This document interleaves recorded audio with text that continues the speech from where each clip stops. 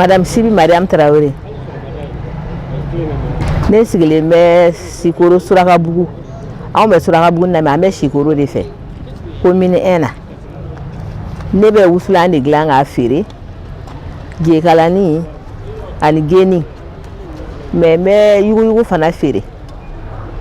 Cɛ yɛrɛ bɛ sugu kura la, o bɛ yuguyugu di an b'a feere. A modèle bɛ b'a la, n bɛ pantalon ta, daraw b'a la. Des fois an bɛ denmisɛnnin finiw fana feere. Awɔ.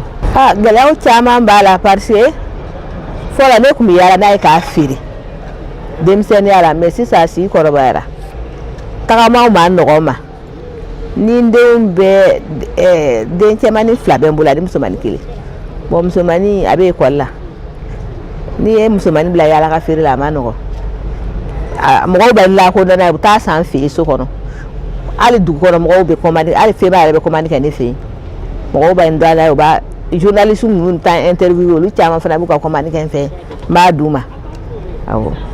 Sugandili a ye nisɔndiya belebeleba de lase ne ma parce que yanni projet in yɛrɛ kun ka daminɛ ne kun bɛna présidente wele k'a f'a ɲɛna n ko fɛn minnu bɛ kɛ exposition internationale minnu bɛ kɛ n'u bɛ se k'an dɛmɛ cogo min na an fana ka ye parce que n'i yera de i bɛ dɔn n'i ma ye tɛ dɔn bon ne kun bɛna a wele k'a f'a ye a ye wele k'a fɔ n ye ko nin projet bɛ sen na ko voice bɛna an dɛmɛ n'u kɔni sera k'an dɛmɛ an fana ka lakodɔn an ka bɔ hali Mali kɔ kan o ka d'an ye o kɔni ne kɔni ka projet awɔ.